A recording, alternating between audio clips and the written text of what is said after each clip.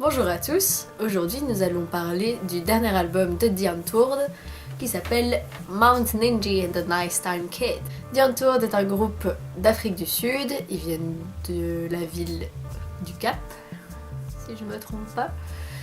C'est un groupe de rap rave, donc il y a deux rappeurs, il y a Ninja et Yolandi Fessa, et leur DJ Hightech, qu'ils surnomment God, si j'ai bien tout suivi.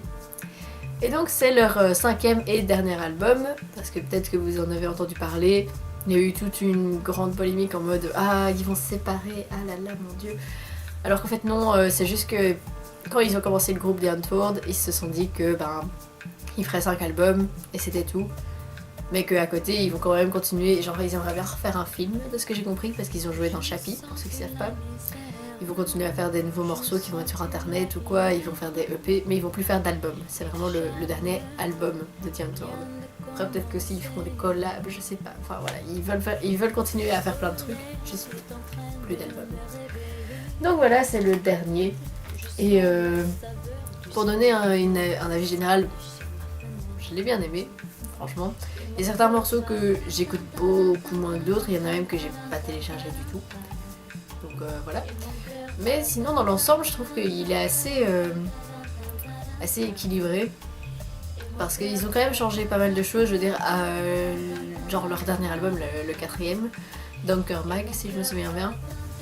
Il était quand même un petit peu plus rave justement, un petit peu plus comment mouvementé on va dire dans la musique. La musique était beaucoup plus pimpante, je vais dire ça comme ça, c'est une vieille expression de merde mais c'était plus, voilà, ça faisait plus danser, c'était plus comme ça. Que là, il y a beaucoup de morceaux qui sont beaucoup plus en mode trap et vraiment plus lents et plus posés. Du coup, c'est toute une ambiance beaucoup plus gangster en fait, au final. Et bon, ça j'aime bien, il n'y a pas de souci, mais c'est vrai que j'aime moins ce genre d'atmosphère personnellement. En tout cas, ce qui est sûr, c'est que là, ils y sont vraiment y allés. Ils se sont vraiment lâchés sur la théâtralité. Enfin, ils racontent vraiment beaucoup d'histoires dans cet album. Il y a plein de chansons qui racontent vraiment des bouts de vie comme ça et c'est assez dingue. Je trouve qu'ils ont bien fait de faire ça parce que du coup, t'entres vraiment dans une histoire quand tu commences à écouter un morceau et c'est vraiment plaisant. Alors, il y a quelques particularités que j'ai notées sur cet album. Donc, désolée, je prends mes notes 3 secondes. Par exemple, il y a la chanson Wings on My Penis qui est un featuring avec Lil Tommy Terror. Et je ne connaissais pas ce garçon avant. Mais quand j'ai entendu sa voix, je me suis dit purée, il a l'air vachement jeune. Et si vous écoutez Wings on My Penis, c'est quand même un petit peu... Voilà, un petit peu trash. Et en fait, du coup, je me suis renseignée avant de faire la vidéo et j'ai vu qu'il avait 6 ans. Et il y a des rumeurs comme que ce serait le fils adoptif de Yolandi, enfin il y a des trucs assez spéciaux là-dessus. Mais en tout cas voilà, du coup quand vous écoutez ce morceau là, c'est vraiment enfin ça fait vraiment bizarre parce que vous entendez un petit de 6 ans qui est en train de vous parler de bites et de chatte et de seins et qu'il adore baiser ou je sais plus quoi. Je sais plus exactement ce qu'il dit mais bon, c'est des trucs dans ce registre là quoi, donc c'est quand même pas mal. On a un autre featuring avec Jack Black. Franchement, enfin, ça me fait rire quoi. The Untold, ils ont des connexions un peu partout, mais elles sortent vraiment de nulle part. Genre là, Jack Black. Ils ont fait une chanson qui s'appelle Rats Rule, qui est donc sur la suprématie des rats sur l'espèce humaine, en gros. C'était sympa, c'était aussi très théâtral et enfin, ouais, rien que le chant est déjà très puissant et très. Enfin, on dirait que c'est une chanson qu'on pourrait mettre dans un Disney quoi, où il y a des rats qui voudraient conquérir le monde ou je sais pas. Vous voyez ce que je veux dire? Genre vraiment très dessin animé. Et là-dedans, c'est vraiment une impression parce que de ce que je connais d'elle, ça m'étonnerait qu'elle ait fait ça. Mais j'ai vraiment l'impression, personnellement, dans Rats Rule, d'entendre 16, donc la fille de Yolandi et Ninja.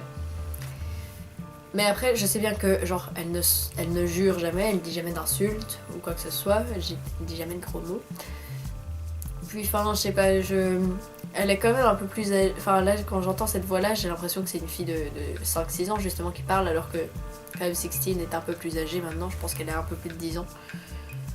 Mais voilà, Et c'est quand même assez terrible. Et j'ai lu beaucoup de commentaires qui disaient « Oh, ça me fait trop penser à... comment ça s'appelle ? Parce que j'ai le nom en anglais, mais en français. Le mystérieux Noël de Monsieur Jack. Il me semble que c'est comme ça en français. Mais donc voilà, toujours théâtral, tout ça, très... Il y a un côté un peu Tim Burton en fait aussi. C'est un côté un peu animé, mais aussi... Enfin, dessin animé, mais aussi Tim Burton. Et c'est sympa. C'est sympa, ça passe. Je suis pas super fan, mais c'est cool.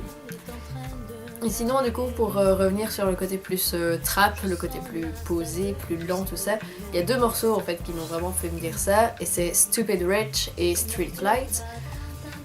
Parce que c'est quand même vraiment un rythme plus lent, et c'est... Enfin, genre Ninja prend une voix beaucoup plus grave, et ça parle vraiment de trucs... Enfin, je veux dire, Stupid Rich, c'est... Ouais, je suis un gangster, j'ai plein de thunes. Que Street Light, c'est toute une histoire... Ben, je pense de gang dans la rue. Je vous avoue, j'ai pas vraiment analysé les paroles de Street Light, mais voilà quoi. Allez l'écouter, vous verrez peut-être de quoi je parle. Mais voilà. Voilà donc pour les quelques particularités de l'album. Sinon, j'ai quelques coups de cœur à vous faire passer. Alors j'en avais noté 4, mais c'était avant que j'écoute We Have Candy, et maintenant je suis vraiment bloquée parce que j'ai pas envie de mettre 5 coups de cœur sur l'album, mais en même temps, il est tellement bien. Voilà, je vais en mettre 5. Pour le premier, du coup, on a We Have Candy. Come to the dark side. We have candy. Yes, but you have coffee.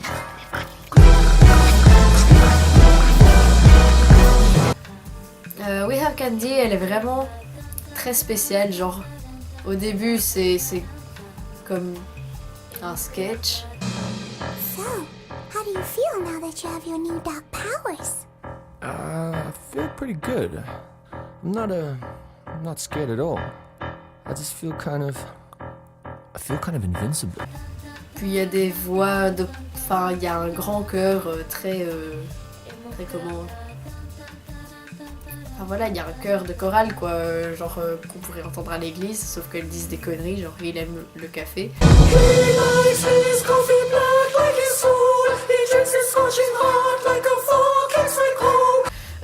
Enfin, et puis après il y a un gros rap, et ce rap là il est vraiment cool, à chaque fois que je l'écoute je suis là, ouais, c'est trop bien.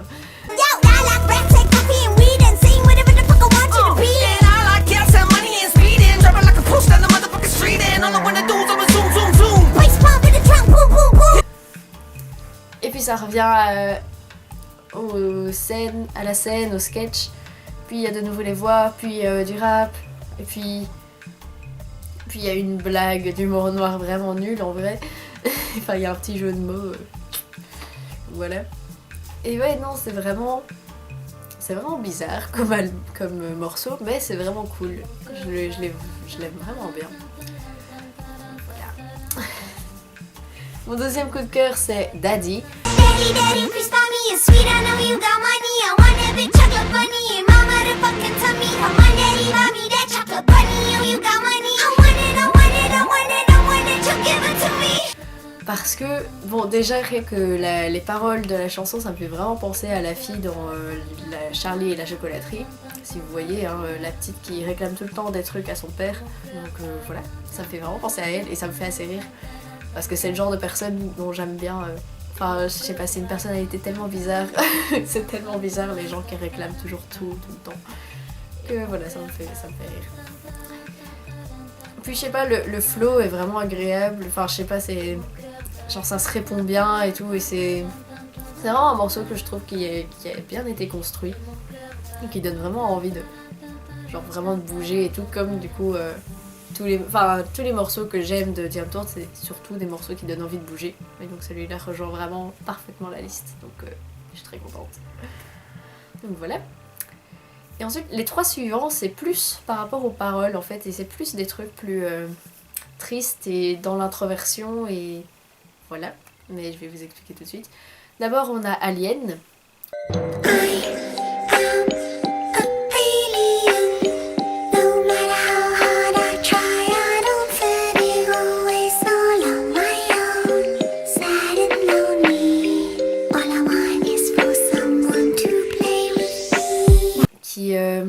ce qu'il faut savoir pour Alien et le coup de cœur suivant, enfin la chanson dont je vais vous parler après qui est Darkling, ce qu'il faut savoir c'est que Yolandi, elle a vécu dans un orphelinat depuis toute petite, ses parents l'ont abandonnée et elle ne sait pas pourquoi, enfin elle a jamais eu de contact avec ses vrais parents il me semble, après je suis pas sûre, hein, je connais pas sa vie par cœur non plus.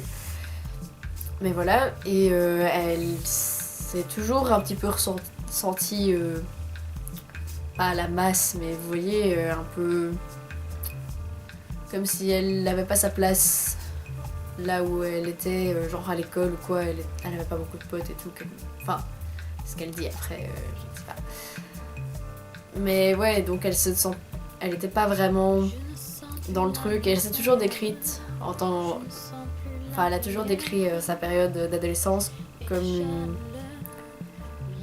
étant une vieille punk de merde qui faisait de la merde. Ou un truc comme ça. Je sais plus exactement, mais en tout cas, voilà, elle a eu un parcours quand même un petit peu solitaire comme ça. Et Alien et Darkling parlent vraiment de ça. Alien, ça parle plus du coup de comment les autres la rejetaient à l'école parce qu'elle était différente.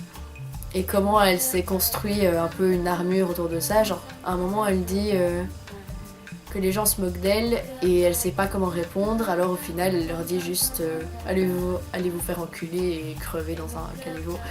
Et puis elle s'en va. Alors qu'en vrai, elle a pas envie de devenir agressive comme ça, mais il la pousse un peu à faire ça. Et enfin voilà, c'est tout un truc comme ça. Et je trouve ça vraiment beau.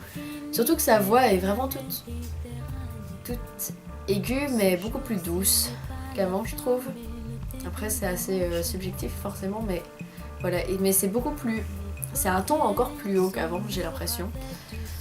Et puis l'instrumental, enfin l'instru est vraiment... je sais pas, ça me fait penser à une boîte à musique, vous voyez ? Et du coup, c'est toute une ambiance assez particulière et c'est vraiment... Enfin, moi, je trouve ça vraiment beau, comme elle arrive à parler de ces péripéties à l'école qui ne sont pas toujours agréables. Donc voilà. Et Darkling, là par contre, ça parle de sa maman et de son papa qu'elle n'a jamais connu.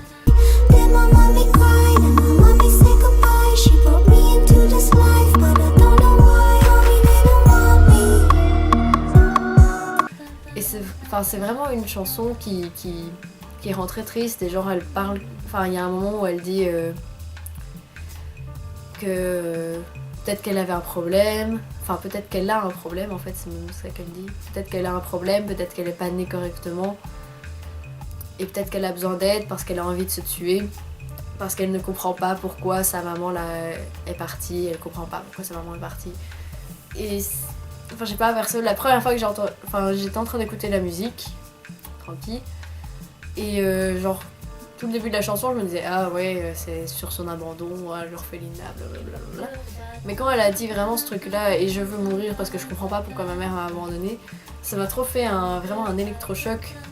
Je me suis dit putain, enfin je sais pas, ça m'a vraiment fort touchée et ça m'a vraiment serré le cœur. Et enfin je sais pas, pour moi les bonnes paroles ça fait ça. Donc, et la dernière chanson coup de cœur c'est I Don't Care.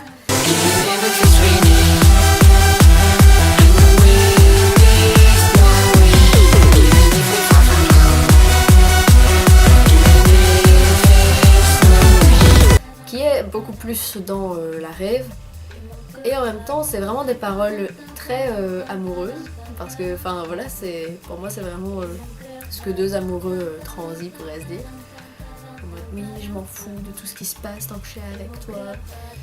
Mais à côté, donc c'est quand même. Enfin, les moments où il n'y a pas de paroles, c'est vraiment très rêve, quoi. Enfin, très, très techno, ça pulse vraiment fort. Mais il y a une légère mélodie, forcément, enfin c'est quand même de la rave, techno, tout ce que vous voulez. Mais il y a quand même cette mélodie. Bon, j'imagine qu'ils l'ont bêtement mis en mineur en soi, mais il y a vraiment un côté très mélancolique dedans. Et ouais, je sais pas, à chaque fois que je l'écoute, j'imagine trop des gens qui ressentent plus aucune émotion à part pour la personne qu'ils aiment. Et que genre si on essayait de les séparer, ben ce serait plus que des enveloppes complètement vides et que genre ce serait trop triste. Et enfin, voilà, j'ai vraiment, enfin il y a vraiment tout tout un monde qui s'ouvre autour de cette musique, pour moi en tout cas. Et du coup, enfin, voilà, je me retrouve un peu forcée de l'aimer au final. Donc voilà, en gros c'était ça. C'était ma première vidéo du coup sur la chaîne où vraiment Enfin, c'était ma vraie première vidéo du coup sur cette chaîne. J'espère que ça vous a plu, je sais bien que c'est loin d'être parfait. Mais franchement, enfin, faut à un moment que je me lance parce que si je cherche la perfection à chaque fois que j'essaie de faire une vidéo, ben j'en posterai jamais. Donc voilà. J'espère que ça vous a plu, même si je l'ai déjà dit, je crois. Et on se revoit très très bientôt pour une prochaine vidéo. Ciao ciao!